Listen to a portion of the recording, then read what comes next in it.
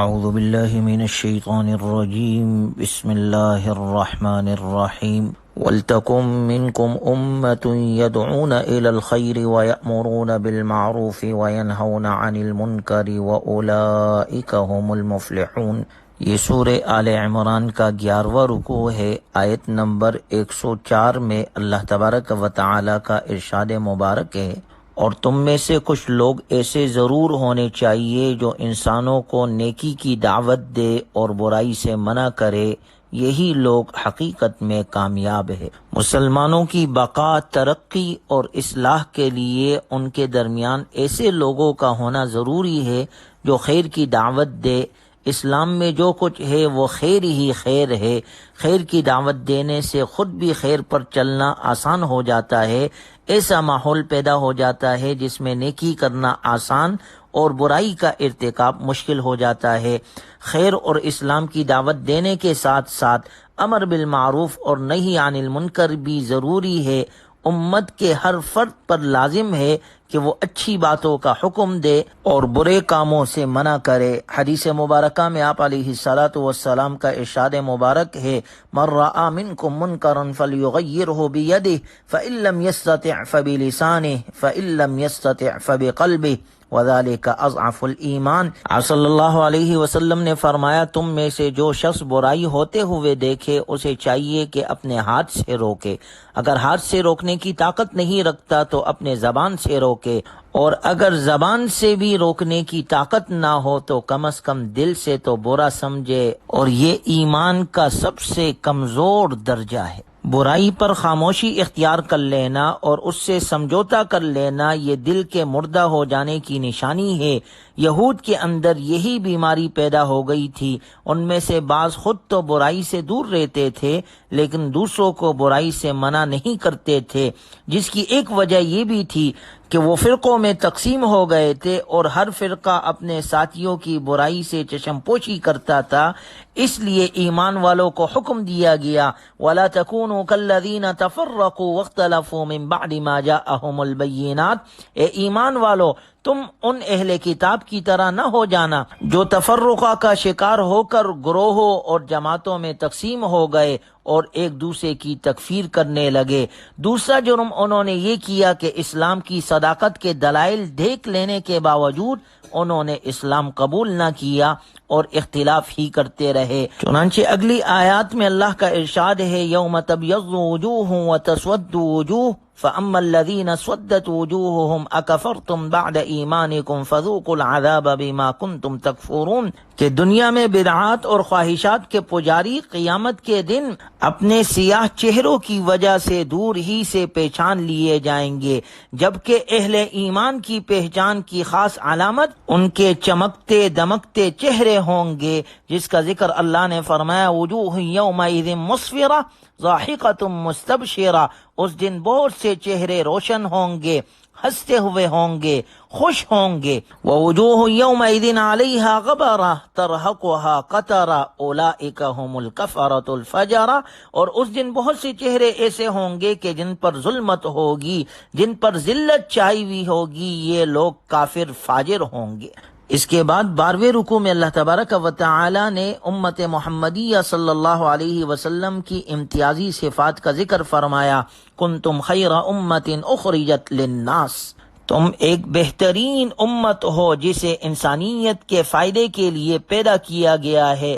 اللہ تبارک و تعالی مسلمانوں کو اطلاع دے رہا ہے کہ تم ساری امتوں سے افضل اور بہتر امت ہو، اور ساتھ ہی افضل اور بہتر ہونے کی وجہ بھی بیان فرما دی، وہ یہ کہ تم دوسروں کو فائدہ پہنچاتے ہو، ہر نیکی کا راستہ دکھاتے ہو اور ہر برائی سے منع کرتے ہو اور اللہ پر ایمان رکھتے ہو۔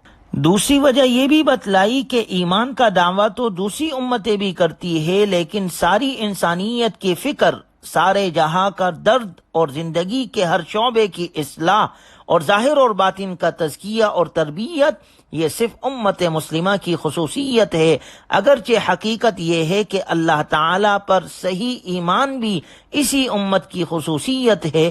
دوسری امتوں نے ایمان میں ایسی باتوں کی آمیزش کر لی ہے کہ اب وہ لفظاً تو ایمان ہے، حقیقت میں ایمان نہیں۔ امت اسلامیہ کے جو افراد امر بالمعروف اور نہی عن المنکر کا کام چھوڑ دیں گے وہ یہودیوں والی بیماری میں مبتلا ہو جائیں گے، کیونکہ وہ بھی ایک دوسرے کو برائی سے نہیں روکتے تھے۔ اسی بات پر تنبیہ کے لیے اللہ تعالیٰ نے امت مسلمہ کی تعریف کے بعد یہود کی مذمت بیان فرمائی۔ تمہیں یہودیوں سے خائف ہونے کی کوئی ضرورت نہیں۔ لَن يَضُرُّوكُمْ إِلَّا أَذًى، تم کو ہرگز ضرر نہ پہنچا سکیں گے۔ تمہیں یہودیوں سے خائف ہونے کی کوئی ضرورت نہیں، یہ میدان مرد نہیں، زیادہ سے زیادہ تمہیں اپنی زبان سے تکلیف دیں گے۔ دھمکیاں، سازشیں، پروپیگنڈا، دین پر اعتراضات، وساوس اور شبہات، یہ سب زبانی اذیت کی صورتیں ہیں، اور یہی اذیت آج بھی یہود و نصارہ مسلمانوں کو پہنچا رہے ہیں۔ وَإِن يُقَاتِلُوكُمْ يُوَلُّوكُمُ الْأَدْبَارَ ثُمَّ لَا يُنصَرُونَ، اے مسلمانوں اگر تم ان تین صفات یعنی امر بالمعروف، نہی عن المنکر اور ایمان باللہ سے متصف رہے تو یہ یہودی میدان جنگ میں کبھی بھی تمہارے اوپر غالب نہیں آ سکیں گے۔ وہ تو پشت پھیر کر بھاگ جائیں گے، پھر ان کی مدد نہ کی جائے گی۔ چنانچہ تاریخ گواہ ہے کہ ایسا ہی ہوا ہے۔ یہود ذلت آمیز شکست سے دوچار ہوئے، باوجود خفیہ معاہدوں کے مکہ مکرمہ کے مشرکوں اور مدینہ منورہ کے منافقوں میں سے کوئی بھی ان کی مدد کے لیے سامنے نہ آیا، اور وہ ذلت اور خواری کے ساتھ در بدر پھرتے رہے۔ قرآن کریم کی یہ پیشن گوئی صرف آپ علیہ الصلاۃ والسلام ہی کے دور میں پوری نہیں ہوئی، بلکہ بعد کے ادوار میں بھی اہل کتاب اور مسلمانوں کے درمیان جو مارکے ہوئے ان میں مسلمانوں کو فتوحات نصیب ہوئی اور دشمنان اسلام ذلیل و خوار ہوئے۔ اگلی آیات میں اللہ نے ذکر فرمایا کہ اہل کتاب میں سے کچھ اچھے لوگ بھی ہیں۔ قرآن کریم عادل بادشاہ کا عادلانہ کلام ہے، اس میں اگر کسی جماعت کے برے لوگوں کی مذمت ہے تو اسی جماعت کے اچھے لوگوں کی تعریف بھی ہے۔ اللہ تعالیٰ کا ارشاد مبارک ہے لیسوا سواء من اہل الکتاب امۃ قائمۃ یتلون آیات اللہ آناء اللیل وهم یسجدون یؤمنون باللہ والیوم الآخر ویأمرون بالمعروف وینہون عن المنکر ویسارعون فی الخیرات واولئک من الصالحین۔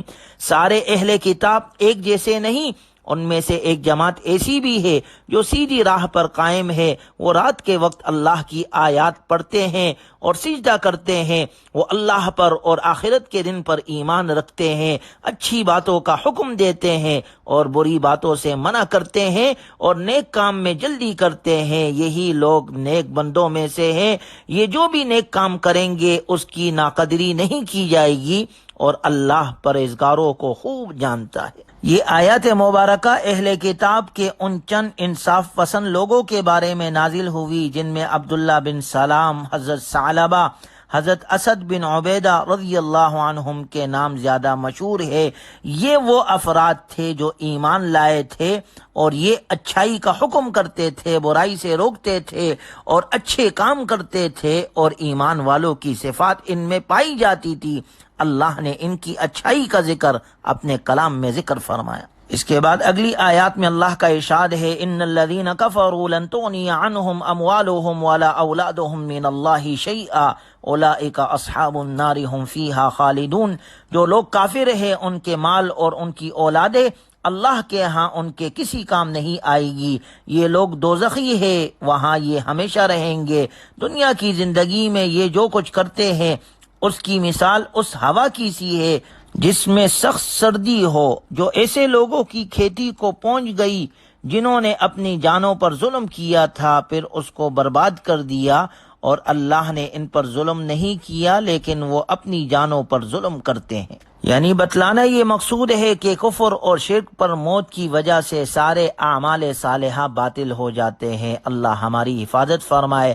اگلی آیت میں اللہ کا ارشاد ہے یا ایھا الذین آمنوا لا تتخذوا بطانۃ من دونکم لا یألونکم خبالا، اے ایمان والو اپنے سوا کسی کو رازدار مت بناؤ۔ اس آیت مبارکہ میں اللہ تبارک و تعالی نے مسلمانوں کو یہ نصیحت کی ہے کہ مسلمانوں کے علاوہ ہندوؤں کو، سکھوں، یہودیوں، عیسائیوں اور منافقوں کو رازدار دوست نہ بناؤ۔ ملک اور ملت اور دفاع کے کسی بھی شعبے میں ان پر اعتماد نہ کرو، یہ کبھی بھی تمہارے دوست نہیں ہو سکتے۔